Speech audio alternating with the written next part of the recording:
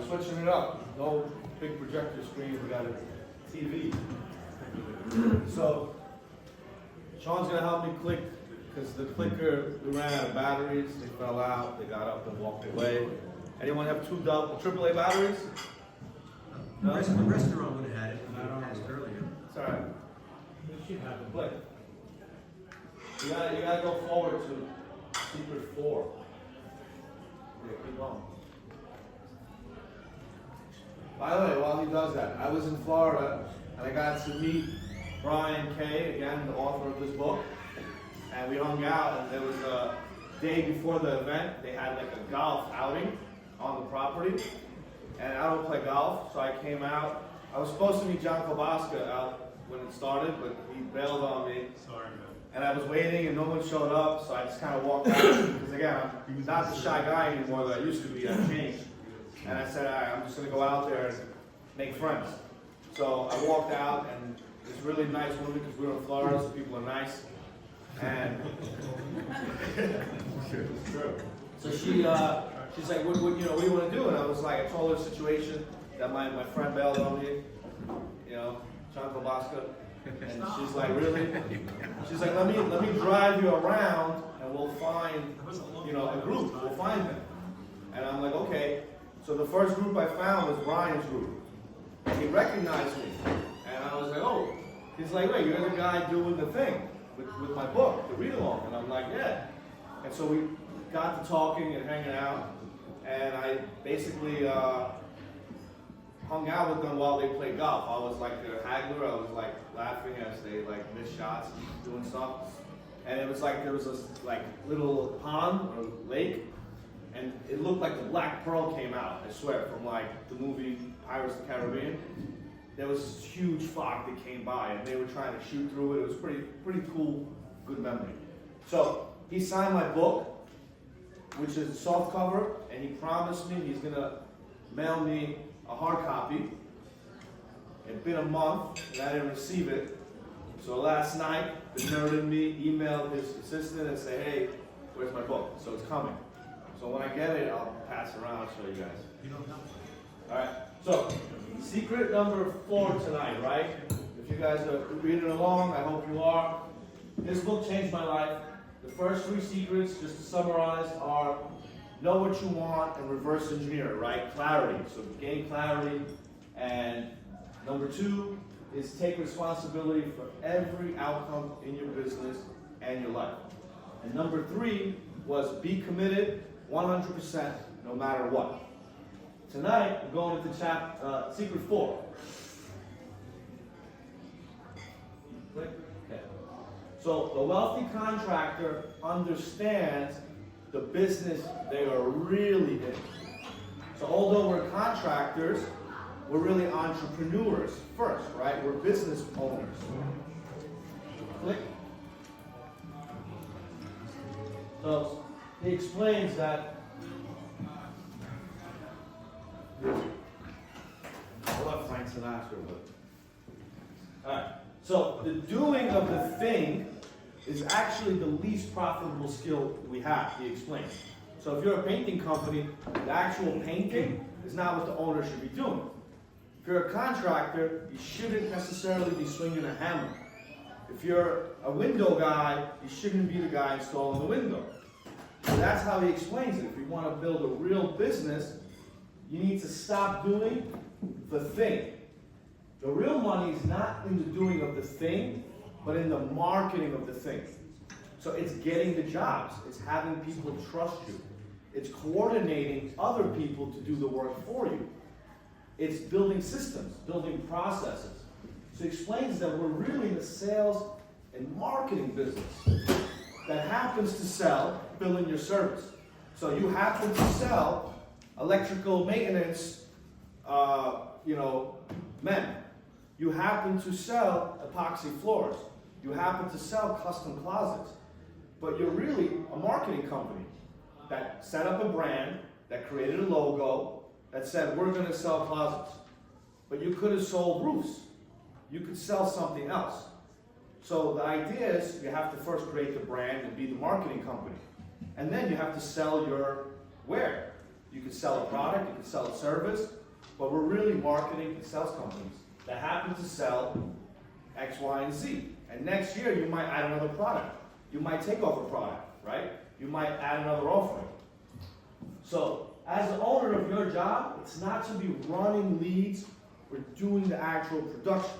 Again, this is not for everyone, but this is if you want to be a wealthy contractor and have a team of people that do the work for you. Yeah, this applies to not just contractors, but to most businesses. You could have people working, delegate everything, and you kind of do nothing, and everything runs without you. Your job is to create, keep, and multiply customers. Next. So he explains that you're a marketer first and a contractor second. You have to rethink your role in the business. The real value is in the relationships that you can develop with your customers. It's the relationships that you set up and develop with your vendors, with your suppliers. It's those relationships that you as the business owner, the visionary, were able to accomplish. That's the real value. The customer relations is marketing. Talking to people, setting up those jobs, getting them to trust you, getting them to buy from you. That's marketing.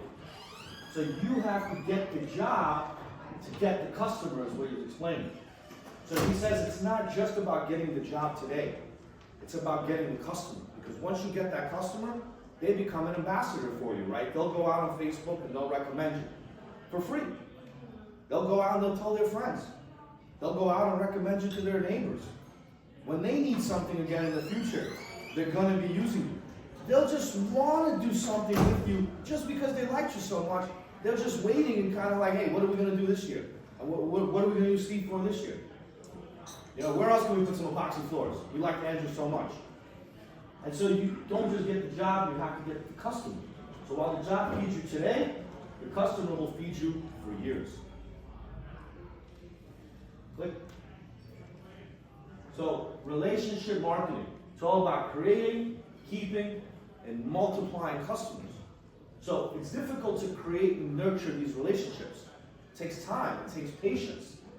And if you're busy running from lead to lead and you're swinging the hammer, it's hard to answer the phone and to be smiling every time and to always respond to customers' needs and be there for the next call and for the next, issue. Because if you're running around, it's hard to create and nurture those relationships. To keep them buying from you over and over takes time again, right? And then you want to multiply, which we just talked about. They're going to spread the word about you. Click. So he explains that you want to stand out from the crowd. You want to differentiate your business from all the others. Me and Andrew were talking about that today. Is how do you add value? How do you become more than just a price? It's your service. It's your accountability. It's your credibility. It's your warranty. It's your presentation. It's so much more than just price, right? So how do you do things differently? How do you stand out in a crowded marketplace? You create highly profitable customer relationships. You charge premium prices. And you design and build your business so you can make more money, and live your best life. Click. Summary. Those are the same. This is already bringing me to chapter 5. That was kind of short, and you guys like to go into the next one? I think the next one's a little more. Let's do chapter 5 because we want to be on pace to finish by the summer, Okay. and that'll get us back on pace. Perfect. So I prepared 5 as well.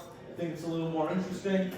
4 is kind of like, in my opinion, you have to be in the right place to receive that information, and not everybody has the same goal of building what, quote unquote, a real business and not doing anything. Some people are perfectly fine doing the job itself and like it. So I don't know if that secret is, applying to you or applying to you right now, but that did hit home with me. And when I was reading the book 2 years ago, it really kind of it got me to think a different way, because it opens up your eyes to realize, wait, as the CEO, as the owner, your role is to market the company. That's it. You have the salespeople in place, you have the production people in place, you have admin in place, everything starts to run by itself. Your job is to make sure the jobs keep coming in. That's marketing. So it really got me to think on a big level. Let's go ahead and move on to Secret 5. So this one I think is really good, and I like that it's got a lot of like meat and potatoes in it. I got a typo in there, sorry. So their time. As I was preparing this, I literally took the lesson as I was typing it up and kind of preparing the presentation, and I made a phone call and I got somebody else in to take over one of my jobs, and I freed myself up again so I could work on what's called high payoff activities, and that's going to be in the chapter. So I literally took the advice as I was doing it, even though I read this book 2 years ago. So each time I read it, each time I go through it, I get something else out of it. So the wealthy contractor takes control of their time. So one of the biggest mistakes that he sees that will keep people from becoming a wealthy contractor is us working in the business rather than on the business. I'm sure you've heard that several times in a lot of different places. And I mentioned this before, you can't grow a real business if you're spending time in the business. Because if you're on the tools and you're following leads and running leads, it's hard to work on those high payoff activities, which are like building relationships, getting additional subcontractors, working on new pricing. Things like that require you to sit down and really focus and use your head, and it's hard to do that when you're putting out fires. Click. So a lot of people will say or tell Brian, I want to take my business to the, quote, next level, but I just don't have the money, the people to help me, or the time. You said the same thing to me today probably, right? We all say it. And there's that excuse why we can't do it. We don't have the money, we don't have the people, or we don't have the time. It's because we're constantly putting out fires. Every day we're putting out fires. Business owners end up spending most of their day reacting to what's happening rather than proactively and purposefully creating what's going to happen. So you should be writing down, manifesting ahead of time. This is how the day's going to go. Here's who's going to do what. Again, it's not how, it's not how, but who. Figure out who can do this. Stop doing the task yourself and delegate it out. Click. So vision and goals. The owner, you must spend your time building these processes and systems for each area of the business. You want to basically fire yourself. You want to hire people in different roles or in different jobs of the business. And so if we're putting windows and doors, you should have installers, right? You have salespeople. That's how John Kobaska has it. If you're painting, I don't think the owner paints, right? No. Exactly. So the owner is the owner. And then he shouldn't be doing a job that you could have a $25 an hour person do, or a $40 an hour person do, because if you're stuck doing that, you're not doing the higher level activities that are going to pay off dividends for many, many years. You have to stop doing those items that you can easily delegate. Go back. Right, so where are you spending your time? It tells you to go through and ask yourself, are you putting out too many fires? Are you too much time running leads? Too much time on the tools? Do you not have enough time running, managing, and growing? Like, is that how you feel? Okay. So he wants you to think of yourself as a business investor and not the owner. Not the producer, not the employee, not the gap filler. You are the owner. The owner should be the owner. You're not also one of the employees. So get yourself out of the employee pool and become the owner. Delegate. Have managers, have production people. If you're doing something that can easily be done by someone else, you have to delegate it, automate it, or hire someone else. So I'm automating because right now I'm in the process of higher level activities. And Jonathan Weinberg, I'm glad he's here because he owns BuilderPrime, which is the software company. And I signed on with their platform, and I'm trying to automate my process because it takes too much time for me to create a quote. It's just a manual process. It's like I'm copying, pasting, I'm editing it. It's way too time consuming, and I hate doing it, especially after so many years. Like, I just hate doing it. And so I avoid it, I dread it. And so if I automate it, it'll become easy, and now I can do something else with my time. I can go snowmobiling, I can go fishing, right? Or I can go do something else, another high level activity. So I've been delegating more. Like last year, I kind of had a mental breakdown, went back to the tools. This year, I'm back on my business, growing it, and everything's delegated except for the 2 tasks that are very hard for me to delegate, which is electric and plumbing. I do that myself. Everything else, other guys are doing. I have subs again. And that's the way to do it. So you have to automate it, delegate it, or hire somebody else. Click. So gain leverage. I love this one because you have to grow the business, you have to develop the people, the processes, and the profits. So profits is a key word, right? We're trying to make money. So you have to know your numbers, you have to know your margins, you have to know which activities are paying off the most. And so running leads, installing windows, fixing toilets, doing the actual thing are low payoff activities. Even if you're the best installer, even if you're the best salesperson, even if you're the best designer. If you really want to grow, you have to get a team. So this wasn't in the book, but I heard this at the conference. Some guy, Brian Elias, not some guy, but Brian Elias over there, he's like a legend. He built 2 really big companies. One took him 20 years, sold it for millions of dollars, and within 5 years, he built another one that was basically just the same size as the first one. Because once you know how to do it, it's just a formula. So he explained that if you do everything yourself, yeah, it'll be perfect, but you'll never grow. If you get 2 people to do it, even at 80% as good as you, 80%, a B student, this really ain't wrong with you. That's 160%. They're already doing 60% more than you could by yourself. If you get 3 people like that, that's 240%. And they don't have to be A players. They could be 80% people.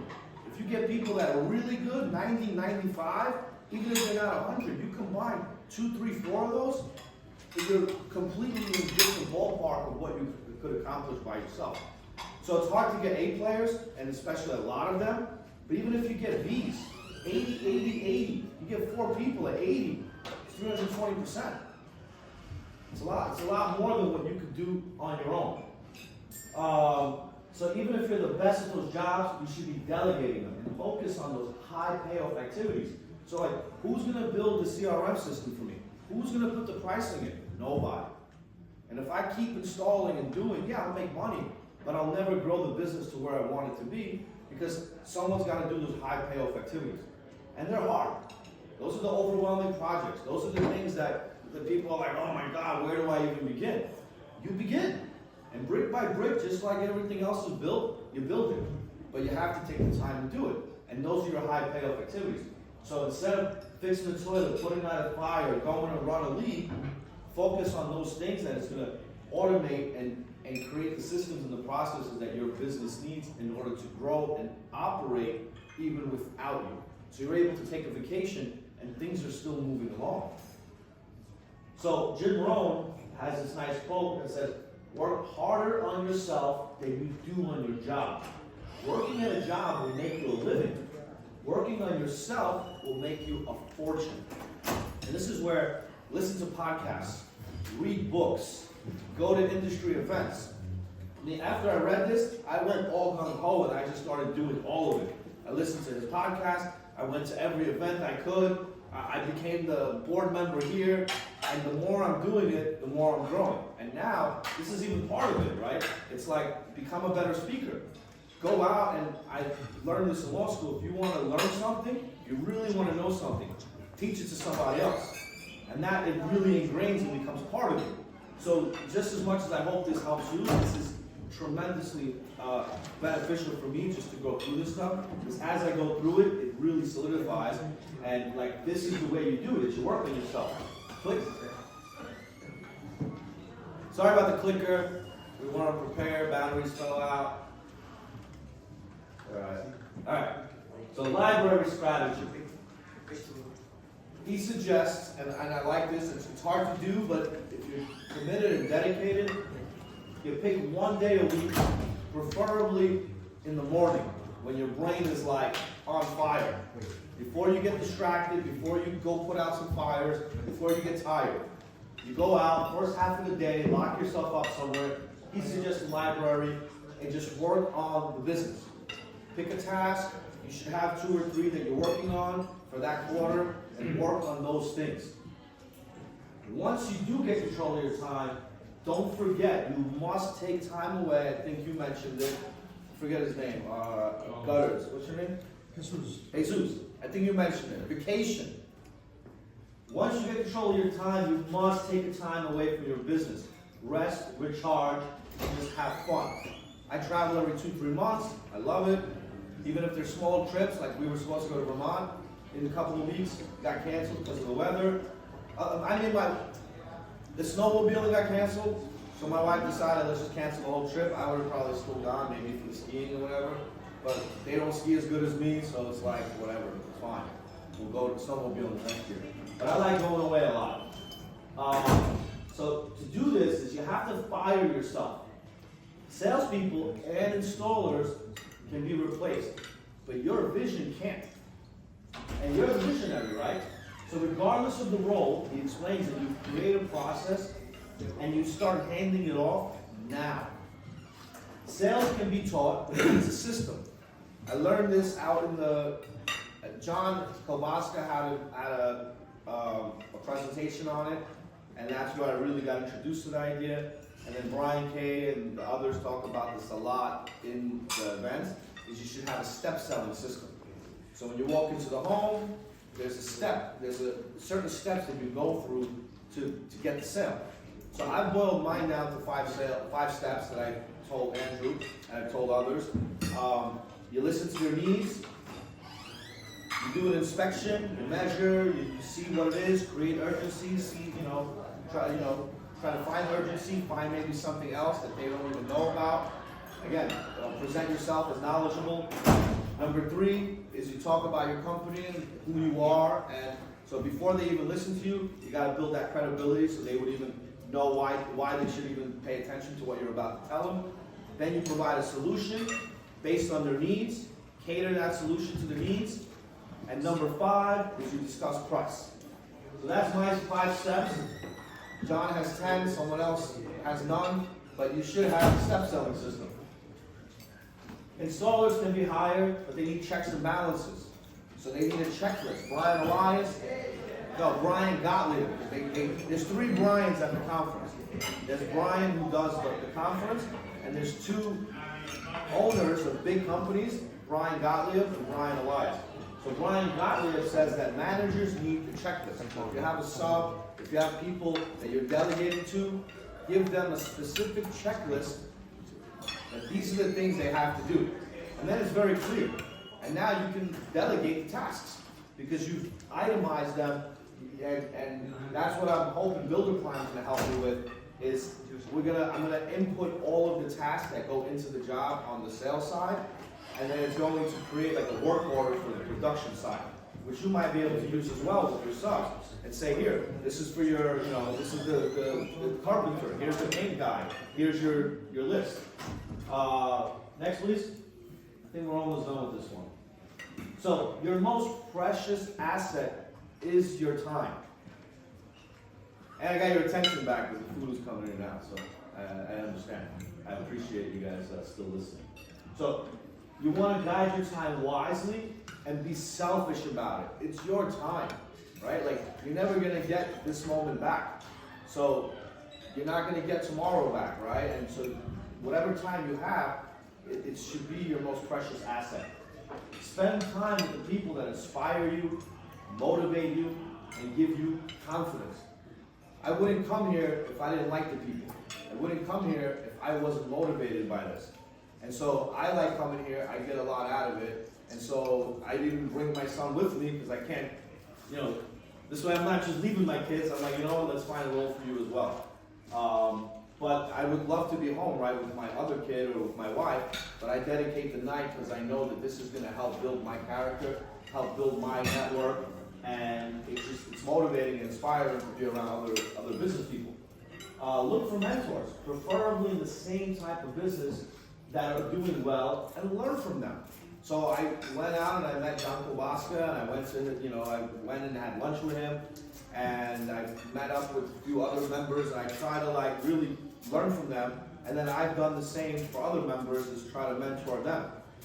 And so, and when he says when you're approaching them, if you're looking for a mentor, be open, be humble, make sure to respect their time. And you'd be surprised at how willing people are to help. Like, people love helping, people love giving back, people love explaining how they did it, the struggle they went through, and being able to kind of pay it forward and mentor somebody else. So if you don't have a mentor, he encourages it. Even the most successful people, they usually have a mentor as well. Click. That's it. Thank you. Any questions? Any questions? All good? Enjoy dinner. Thank you. All right, a couple of things. First off, going on the back of this presentation, the HIC has bought everybody in here a book, Win at Work, Succeed at Life. 5 principles to free yourself from the cult of overwork. Everybody knows when they're overworked, they can't perform as well as they can when they're well rested and they're able to think things out. This has a 4.7 on Amazon. Give it a